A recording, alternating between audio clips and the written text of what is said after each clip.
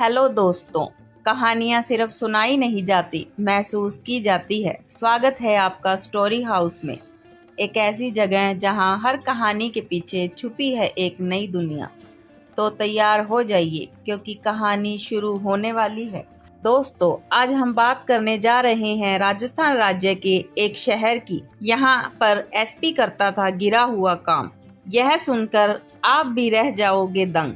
राजस्थान राज्य के एक छोटे से शहर में एक एसपी था और वह लोगों के सामने बहुत ही अच्छा इंसान बनता था। लोगों की सहायता करता ताकि उसकी असलियत लोगों को ना पता लगे।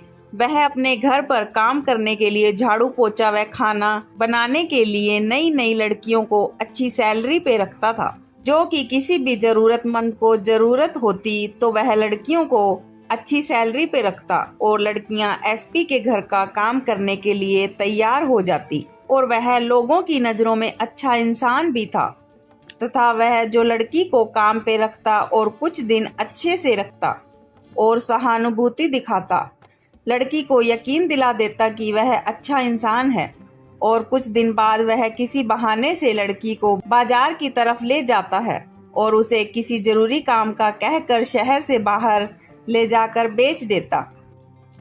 उसने अपना नेटवर्क बहुत फैला रखा था और 20 या 25 दिन में वह यह काम एक बार करता था और उन लड़कियों को वह बेच देता था।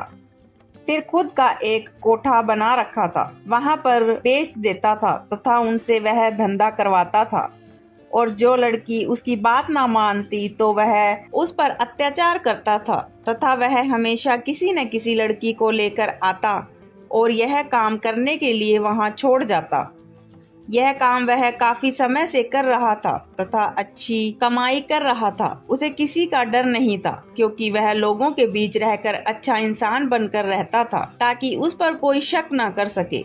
लेकिन वह कहते हैं कि पाप का घड़ा एक दिन जरूर फूटता है। समय बीतता गया, वह यह काम करता गया। कुछ समय बाद जब वह किसी और लड़की को घर के काम के लिए लाता है और अच्छी सैलरी देने की बात करता है तथा कुछ दिन अच्छी बातें करता है और उनके परिवार वालों का भी ध्यान रखता है ताकि उस पर कोई शक न हो, तो वह दिन आ जाता है कि एसपी उस लड़की को घर से बाहर काम के लिए कहता है कि आज उसने उसके साथ जाना है और यह कहकर उसे नए कपड़े लाकर देता है और कहता है कि हम किसी जानकार के घर पार्टी रखी है तो हमने जाना है और तुम भी इस पार्टी का सदस्य हो तो साथ चलो, साथ में घर का सामान भी लाना है।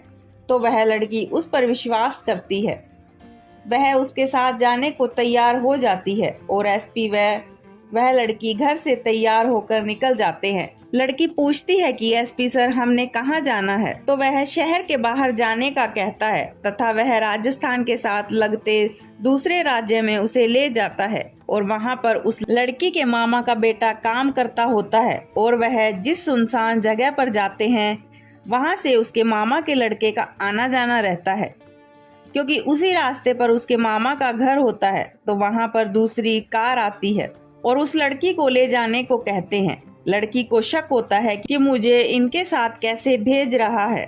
तो एसपी साहब कहते हैं कि तुम जाओ, मैं कुछ समय बाद आता हूँ। तो लड़की उनके साथ जाने के लिए तैयार हो जाती है और वह कहती है कि मुझे वॉशरूम आया है। तो कुछ दूरी पर वह एक ढाबे पर गाड़ी रोकते हैं। कुछ ही दूरी पर वह रुककर ढाबे पर गाड़ी रोकते हैं तो उसी जगह पर उस लड़की के मामा का लड़का लगा हुआ होता है। तो वह चुपके से सारी बात उसे बताती है और पीछा करने को कहती है और वह सोचती है कि पहले भी काफी लड़कियां घर से लापता हुई हैं और सब एसपी साहब के घर काम करती थी। उसके मामा का लड़का उनके जाने के बाद उनका पीछा करता है और वह क्या देखता है कि पास में एक शहर के अंदर गाड़ी चली जाती है और वह उनके पीछे पीछे चला जाता है और आगे जाकर देखता है कि एक बड़ा सारा घर दिखाई देता है और उसमें लड़कियों की देह का व्यापार किया जाता है। वह जल्दी से लड़की के घर फोन करता है और लड़की के परिवार वालों को तथा एक साथ मिलकर वहां पहुंच जाते हैं और जैसे ही वहां पहुंचते हैं तो यह सब देखकर दंग हो जाते हैं। तो वह वहां पुलिस को बुलाते हैं और मीडिया को भी बुला लेते हैं ताकि यह सब सबके सामने आ सके और सभी एक साथ मिलकर उन लड़कियों को बाहर निकालते हैं। और उन लड़कियों को बाहर निकालने के बाद पूछा गया तो सबने एसपी के बारे में सब बता दिया और एसपी को गिरफ्तार कर लिया गया। और कोर्ट में जाकर सभी ने जज साहब के सामने सभी ने यह घटना बयान की और जज साहब ने एसपी को फांसी की सजा सुनाई और सभी लड़कियों को अपने अपने परिवार के पास भेज दिया।